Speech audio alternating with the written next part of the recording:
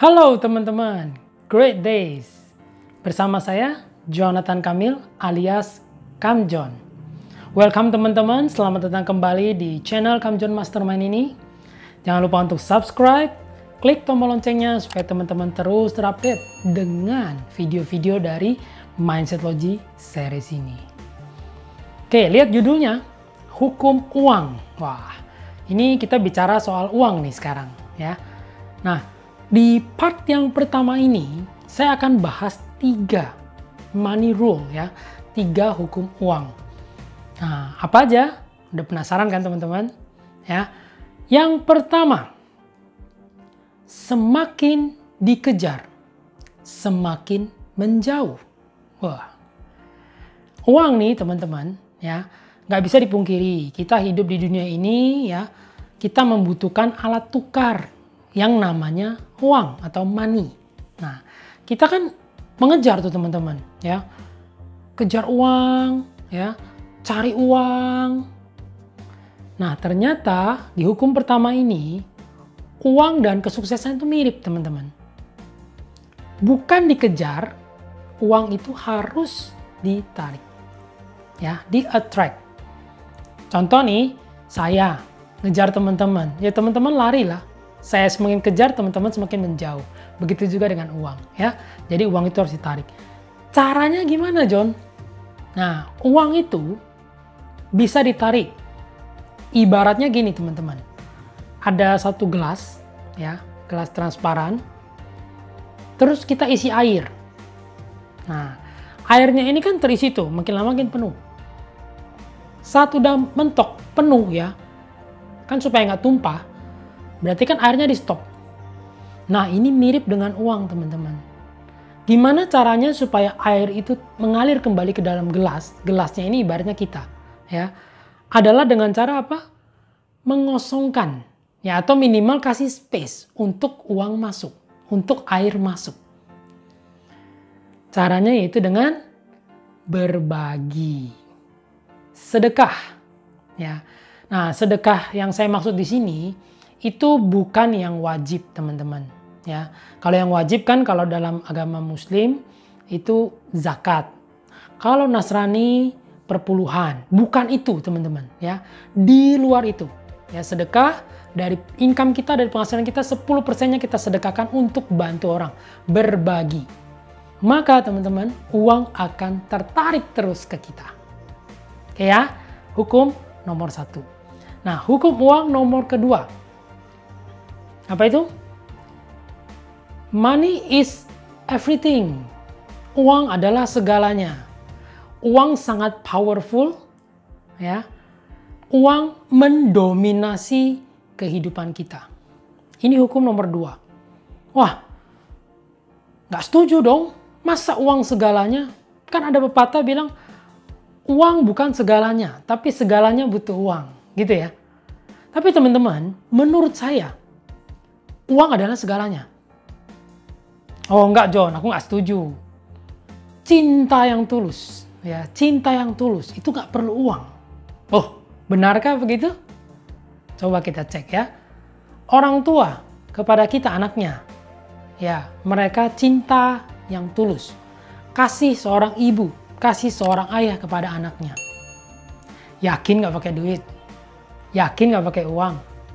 Ya. Kita dikasih apa? Kita dikasih pakaian yang layak. Kita dikasih makanan yang layak, makanan yang sehat, ya, yang bergizi. Waktu kita kecil kita dikasih mainan. Terus kita dikasih pendidikan. Itu semua kan butuh ini, teman-teman. Segalanya kan? Uang adalah segalanya. Maksud saya di sini uang adalah segalanya bukan berarti mendewakan uang, teman-teman, ya. Maksud saya adalah saking berkuasanya uang, saking powerfulnya uang, ya, uang itu mendominasi hidup kita, teman-teman. Ya, contoh lain, ke pasangan nih ya, cowok ke cewek. Oh, cintaku, ya, tak perlu uang lah. Yang penting cintaku tulus padamu. Terus dia jawab, oke, gitu ya. Menikah. Terus menikah, butuh tempat tinggal dong. Bener? Oh ya, bisa numpang di mertua. Ya. butuh makan. Oh, makan juga bisa numpang. Ya, numpang di mertua atau di orang tua gitu ya. Oke. Sampai tiba waktunya hamil. Ya, ini buah hati kita. Nah, teman-teman, pertanyaannya, bayi ini mau dikasih makan apa kalau bukan dengan uang? Ya. Pakaian yang layak untuk si bayi. Ya, mainan. Nanti kalau dia udah agak besar sedikit, dia masuk sekolah TK, playgroup, SD, itu semua butuh uang, teman-teman. Ya, nah, kalau nggak percaya, masih nggak percaya, kenapa sekarang teman-teman bekerja atau teman-teman berbisnis? Tujuannya nggak lain dan nggak bukan adalah untuk mendapat uang. Yang nantinya uang ini bisa digunakan untuk memenuhi kebutuhan hidup kita atau meningkatkan lifestyle kita. Betul kan? Berarti apa? Berarti saking berkuasanya uang sampai kita bekerja ataupun berbisnis dengan hard work ya, dengan rajin, banting tulang, demi apa? Money. Demi uang. Ya. Oke, itu hukum nomor 2. Hukum yang ketiga.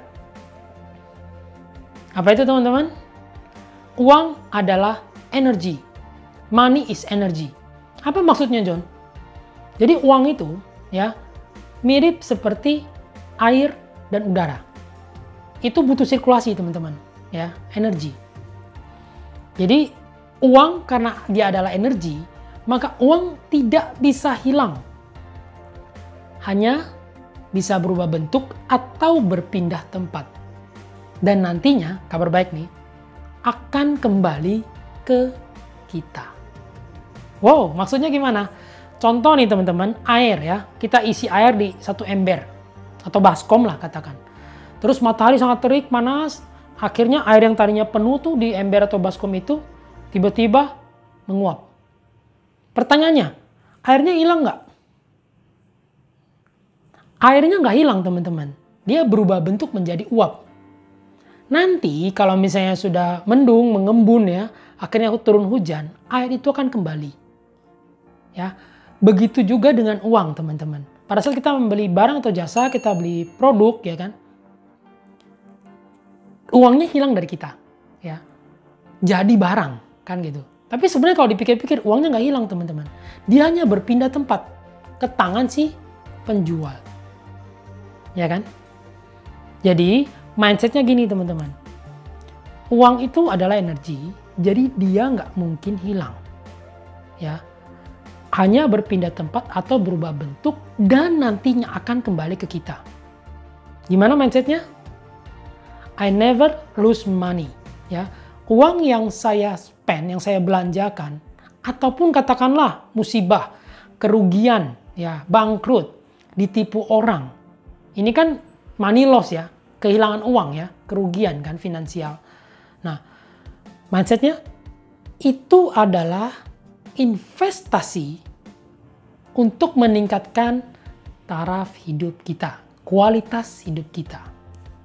Loh kok begitu? Ya, mindsetnya gitu, teman-teman. Jadi kalau teman-teman punya mindset gini tentang uang nggak akan jauh-jauh dari teman-teman. Ya, jadi mindsetnya, ya, uang itu nggak pernah hilang. Kalaupun dia meninggalkan kita, ya, keluar dari kita nih, antara kita belanjakan ataupun kena kerugian, anggaplah itu investasi, teman-teman, untuk meningkatkan taraf hidup teman-teman, kualitas hidup teman-teman. Beli satu produk, wah saya nyaman nih, berarti kan kualitas hidup kita meningkat karena produk ini. Wah saya ditipu orang, saya bangkrut, ya kan? Tapi teman-teman dapat satu ilmu yang mahal, ilmu pembelajaran, pengalaman. Nah, pengalaman ini untuk meningkatkan kualitas hidup teman-teman. Jadi apa yang dilewati oleh uang, teman-teman ya, apa yang dilewati oleh uang, lewat kita ataupun lewat orang lain, itu akan meningkatkan kualitas hidup kita. Ya. Dan nantinya uang ini akan kembali ke kita. Mungkin sumbernya beda, ya. Sekarang dapat uang dari gaji, terus dibelanjakan ataupun kerugian karena gagal bisnis, ya. Dan nantinya uangnya akan kembali, mungkin bukan dari gaji, mungkin dari undian, menang undian, ataupun dari sanak saudara yang jauh tiba-tiba dia mengirim uang nih untuk oleh-oleh sedikit gitu ya, dikirim uang. Nah, seperti itu. Oke ya, jelas ya. 3 hukum uang di part yang satu ini. Nanti akan berlanjut ke hukum uang yang bagian kedua. Kita akan bahas lagi hukum keempat dan seterusnya. Oke teman-teman, kalau masih ada yang bingung, tonton ulang ya dari awal. Kalau ingin ditanyakan, boleh komen ya. Jangan lupa juga untuk like dan share. Oke? Juga tersedia link di deskripsi, di caption below ya, tentang mindsetlogy.com. Teman-teman boleh ke bagian audionya, teman-teman klik dan teman-teman lihat. Nah, audio ini adalah cara cepat, cara praktis untuk men-setting alam bawah sadar kita. Ya, jadi ini adalah percepatan, audio percepatan. Oke? Sampai jumpa di next video. Jangan lewatkan. Stay tuned. Bye. Speed up.